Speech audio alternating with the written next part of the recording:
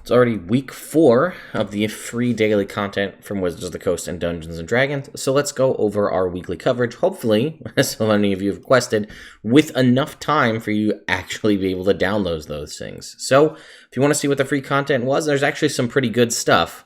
Stay tuned. I'm going to roll for interest because these videos do poorly. Natural 20. No, I don't know if you can see that. So natural 20. So a lot of you should watch.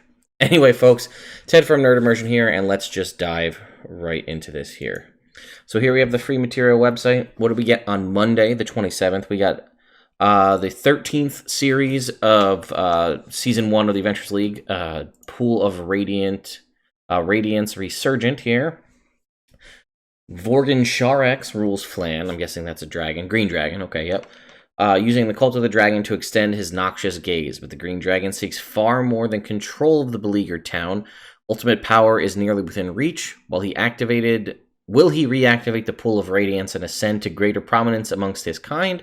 A sequel to Tyranny in Flan and part 2 of Under Emerald Claw. So we've gotten 1. This is 2. For levels 5 to 10, it is a best mithril seller. It does have 4-star ratings. Again, it's Adventures League, but, you know, it's from January of 2016. And then we got an Etten coloring page from 1979. On Tuesday, we got the Essentials Kit Rulebook, which, as far as I can tell, is basically the base rules that were included, like the free player rule set. The only thing that's different is it's going to give us, it looks like it might give us a different class and giving us the Bard. I don't think the original free D&D rule set has Bard. I think it's just Cleric, Fighter, Rogue, Wizard. And I don't know if we get the same amount of, we might have different races and backgrounds. It is going to give us magic items contained in the document, which is something that the base one does not give, the free rule set. And it also obviously has sidekick rules, as the sidekick system was kind of permanently introduced in the Essentials kit. So let's see if we jump to page 40 to see if it actually gives us magic items or if it's just like information on magic items here. All the equipment, special items, magic items. Okay, yeah, it does actually give us a list of magic items here, which is nice. So it is going to give us some magic item rolls. So that's interesting. It's free. I thought it was free for everybody, but if not, download it now and you'll have it. We also got a Mimic coloring page. And then Wednesday was the big day, right? Wednesday we got Encounters in the Savage Underdark, which is a very popular, very highly rated. The Encounter or the Savage Encounter series is a pretty good series, and you can see there's a ton of people involved in these, and a lot of these are big names on the DM's Guild. And this is very well rated. This is actually one that I don't think I already have myself, and it was originally added to our catalog in February of 2020, so it's fairly recent. And from what I remember hearing and seeing, it was very well received. So why don't I just go ahead and log into the DM's Guild, and we'll download it right now and take a look. So, like I said, I remember hearing very, very good things about it, and you can see I'm doing this right now here on Saturday the 2nd, and it is free. So we're going to go ahead and download it right now and take a look. I just want to point out that, like, as of me recording this on Saturday, it is free. So here we can see it's 157 pages. And let's see. What do we have here? About this supplement. As with the other Savage Encounter supplements, I reached out to writers for encounter submissions. With these supplements, I want to give valuable resource for your gaming sessions, and I want to share the imagination, creativity, and writing styles of various authors with you. And we should have several. There's stuff about average party level, table of contents. Okay, so you can see there are a bunch of different adventures here. Some are usable for any level. Some are specific character levels here, right? Any 4 to 6, 10 to 12. And you can see there's all these different names. Let's see if let's just read this first one here to just give us an idea of what it looks like. We've got our, it's just kind of broken down, a little bit about the phase resh. Some cool custom art here. Looks like maybe a succubus, possibly, or a winged tiefling. I like the little border on the bottom of the mushrooms. I think that's pretty cool. Yeah, it looks like there was custom art created for this. So that's pretty cool. Here's a unique magic item, right? Anaray's gift, it looks like. Special crystal, +1 AC and saving throws while wearing this pendant. Once per day while wearing this pendant, you can use an action to summon a crystal wraith. The wraith appears in an unoccupied space you choose within 120 feet, requires no concentration for up to an hour, until it's dropped to remains with no needing concentration for up to an hour, or it drops to 0 hit points, or it's dismissed. It's friendly to you and your companions. It obeys your commands. It defends itself. If you die while wearing it, your soul is captured by the crystal and sent to rest in Anaray's garden, reforming into a crystal wraith. Only raise dead, resurrection, reincarnate, revivify, or wish can rescue your soul from this fate. It is cursed. Once cursed, you may not remove the pendant. Remove curse or wish spell removes this effect from you if you receive the gift directly from Anaray. If you stole the gift, only wish spell can do it. Side note, any creature with an intelligence of 6 or greater can create Anaray's gift. All they need to do is chisel out a small sample of the crystals within her garden, set it as a pendant, and attune to it. Of course, doing so might create an eternal commitment to Anaray. So that's a cool concept that anybody can make it. And then obviously we have a section on all the fungi, as there's a bunch of interesting mushrooms introduced in Out of the Abyss. And then here we have a nice little map, very colorful, very mushroomy and underdarky. I'm a big fan of that. And I think that's the whole adventure. Yeah, here and there's some stat blocks at the end. Oh, and a gift of grass at the end as well. Looks like there is unique stats for each individual creature, as well as unique kind of magic items and stuff that's sprinkled throughout. I don't believe there's an appendices if we skip to the end.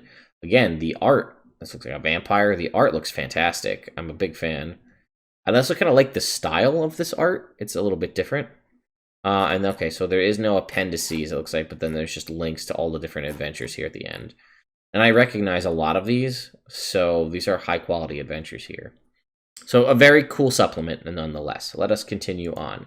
Then we had Frozen Castle, expanding the Tyranny of Dragons. So I'll be honest, I'm not a huge fan of this supplement. I know it was written by Kobold Press. So Kobold Press, as you know, wrote both Tyranny of Dragons supplements. They released this thing called Frozen Castle, which is sort of an expansion to bridge the gap between the two adventures, between Hoard of the Dragon Queen and Rise of Tiamat. I'll read the intro. I'm not really a huge fan of it. I read through it, and it didn't just really grasp me at all. So the loss of Skyreach Castle and Hoard of the Dragon Queen was a major setback to the Cult of the Dragon, but still only a setback.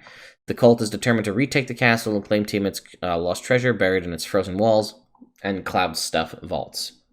But they aren't the only ones. Giants and creatures of the frozen wastes wish to claim that wealth for themselves. This 5th edition adventure is designed for 10th and 11th level characters and set in the Forgotten Realms. Your Giant on, surprise your players with a chunk of Tyranny of Dragons that they can't find in the book. So, again, interesting concept, but I feel like, one, when you beat Hoard of the Dragon Queen, you're like level 7, maybe level 8, so this is obviously too high of a level for you. Then you could set this in the course of Rise of Tiamat, but it also depends on what happens with the castle, right? Like, if your players decide to just crash the castle and destroy it, then this adventure is useless for you. So it really all depends on the situation. But it is free, so I would get it. It does have 4 stars for 32 ratings, so not the worst. And then lastly, we have In Volo's Wake, which is a series. This was a Storm King's Thunder, I believe, adventure here. Town of Phandalin, nestled in the foothills to the east of the Swordbound, continues to grow since being rebuilt after the devastation wrought by rampaging orc hordes. It recently survived violent gang activity, drow machinations, and even the attention of a green dragon. Obviously, you can see this is kind of adventure league-y, so it talks about some of that other stuff, but also deals with post-Lost Mines of Phandelver. But can it withstand a new threat? Bizarre but no less perilous, the fame brought by a visit from none other than lore master Volothamp Gedarm. 6 one-hour mini-adventures for 1st till 4th level characters. Also included in the purchase of this adventure is a special version, specially converted into Fantasy Grounds. So you're going to get this and the Fantasy Grounds version of it. I've actually played, I think, 2 or 3 of these different encounters at a couple of different conventions, and they were very fun. And it is 6 one-hour mini-adventures. So you have, 6 hours of total content. You could chain them all together, and that would work fine. And you could play them individually. That would work as well. So that's a good resource. Again, it is free. Now on Thursday, We got DDEX 14, which is Escape from Flan, which is, let's see, 3 important citizens of Flan who stand against the tyrannical dragon that rules it, seek to escape and find refuge across the Moonsea. Can you extricate those that are vital to the factions before it's too late? So it doesn't seem like this is another one of those Under Emerald claws, but it seems like it does take place in the same time frame of the dragon being in rule. Again, only 21 ratings, still 4 stars though. And then this is the kind of another one of the funky things, right? So Dragon of Icespire Peak is available for free. This is the free adventure that's included in the D&D Essentials kit. It's designed for 1 to 5 players. It is for free on D&D Beyond and Fantasy Grounds through May 30th. Interesting that it's not available on Roll20 this time, but only D&D Beyond and Fantasy Grounds. So, unfortunately, as I said, there may or may not be ways to obtain it permanently. But if you access it, you'll be able to have it on your D&D Beyond account, but then it will disappear after the 30th of May. So one thing I did want to say is, one, I did a very in-depth review of it myself. It's here on the channel. Took like several hours and I read through everything, but I went through things on a relatively high level and kind of just touched on things. But I did want to draw attention. I'll have a link to this page with all of this, and then as well as this playlist in the description. Bob Worldbuilder actually reached out to me and asked if I would do a little plug for this, so I said, why not? I have a very in-depth guide with both a DM guide and gameplay for the entirety of Dragon of Icespire Peak. So you can see the entire thing all the way down here. Covering, here's the stuff for you to look at it from the DM side, and then here's gameplay of it actually happening. So, if you were looking for something a little more where you can bounce back and forth, the content is here for you. And again, there'll be a link for that in the description. We got more backgrounds for use in your Zoom meetings, potentially, or otherwise, which is Waterdeep based this go-around. We got a dragon from Heroes, Monsters and Heroes of the Realm, a dragon coloring page. And then probably the biggest letdown was Friday. They just released a coloring page. Friday, May 1st, you got one coloring page from 1979, from one of the old coloring books. It's this guy right here. This was it. That was the entire free content on May 1st. I feel like they're starting to run out of stuff. That's kind of what it feels like to me. We all know they said they were going to try to do this for the entirety of the quarantine. Well, we got a coloring book page. That's not exactly free. I guess it is technically D&D content, as it is D&D related, but that's not what we've kind of come to expect. And obviously, with the DMs Guild, you have a ton of resources you can release for free.